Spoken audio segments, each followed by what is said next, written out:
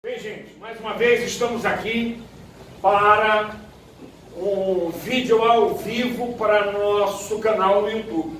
Hoje nós vamos falar sobre a nova primavera árabe que ora acontece no norte da África. Primavera é aquela estação de mudança. A gente sabe que o mundo árabe, ele sempre, ou quase sempre, foi governado por monarquias absolutistas e ditaduras longevas. A gente sabe que em 2011, muitas dessas ditaduras longevas e monarquias absolutistas foram derrubadas. Daí o nome primavera no mundo árabe. A árabe não é só quem nasce na Arábia Saudita. É árabe quem nasce na Arábia Saudita, no Iraque, no Kuwait, no Bahrein, nos Emirados Árabes. Então esses países árabes, eles eram governados ou por ditaduras longevas, estavam muito tempo no poder, ou por monarquias absolutistas. E muitas dessas ditaduras caíram. Aí houve uma certa pausa nessa primavera árabe. E nos últimos 2 meses está havendo um reaquecimento dessa primavera árabe com a caída de 2 governos árabes localizados no norte da África. No Sudão, a caída do governo do Sudão já foi tema de uma publicação nossa. Hoje nós vamos falar sobre a caída do regime na Argélia. A Argélia, que é este país que os senhores estão vendo aí, o maior país da África. A Argélia tem quase 2.400.000 km². É o maior país da África. O maior país da África até 2011 era o Sudão. Mas o Sudão perdeu cerca de 700.000 km² com a independência do Sudão do Sul, que é o mais novo país do mundo. Então o que acontece? Acontece que hoje não é mais o Sudão o maior país da África, que é o terceiro. O maior país da África é a Argélia, seguida da República Democrática do Congo, que é o antigo Zaire.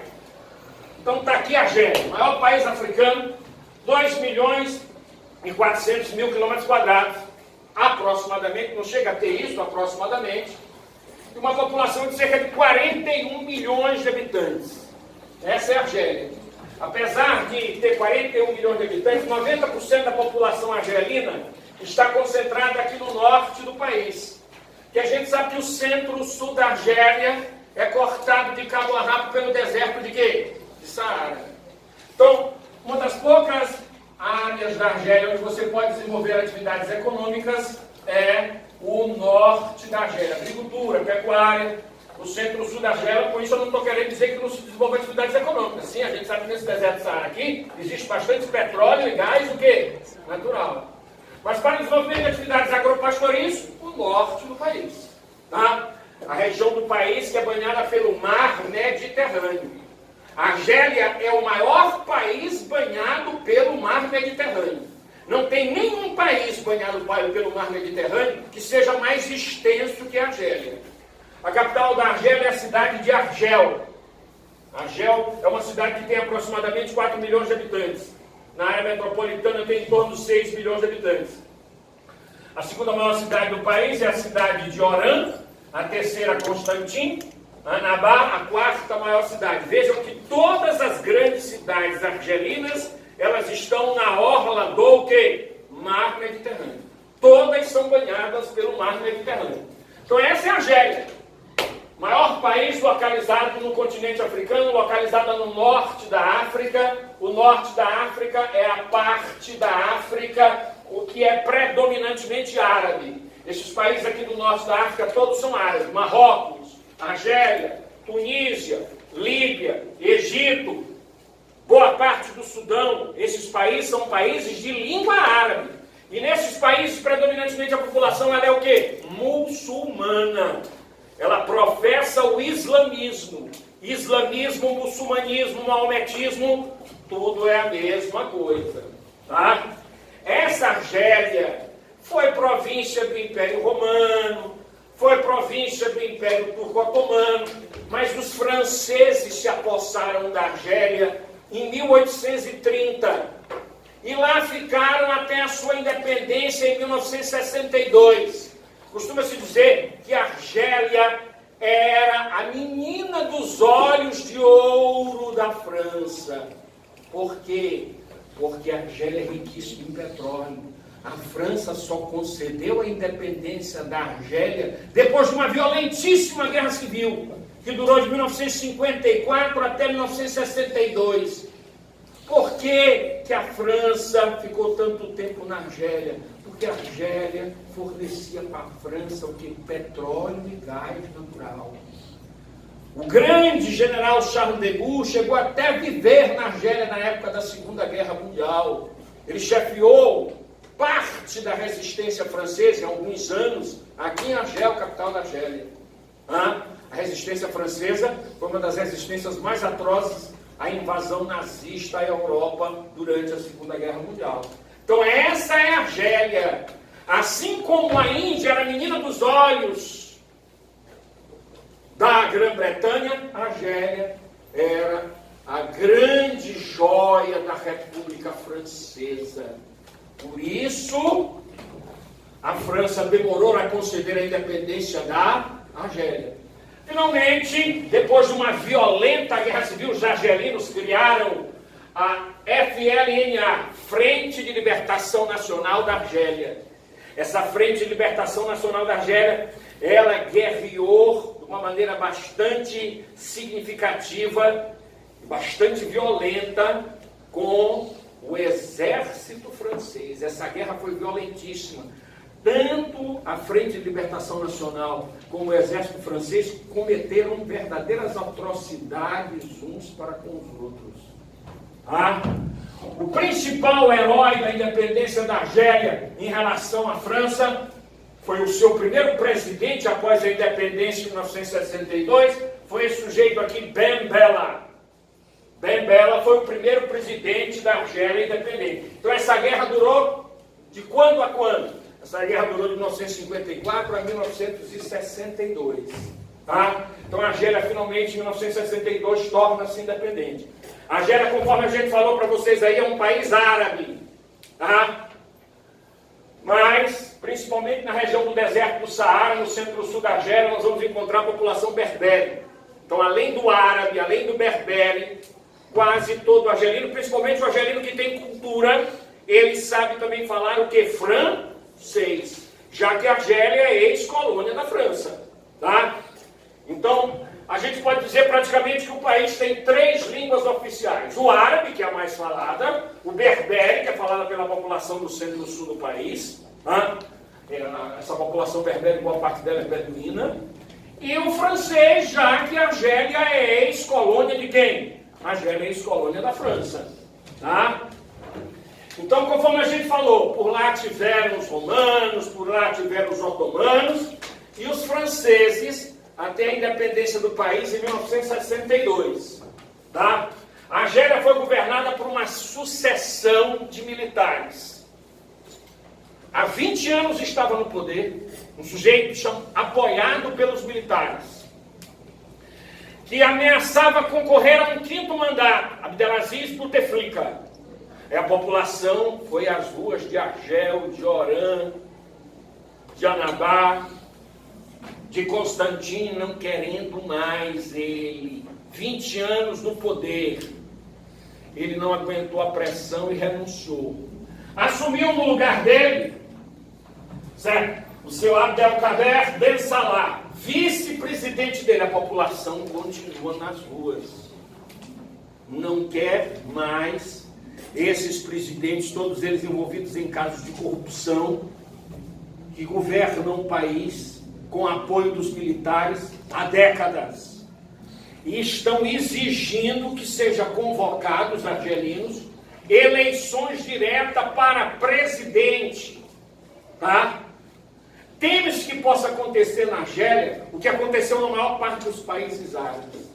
Se aproveitem disso os militares, tomem o poder e comecem a governar com mão de ferro. Foi o que aconteceu no Egito, foi o que aconteceu na Líbia, foi o que aconteceu em muitos países a partir de 2011, com o advento da Primavera Árabe.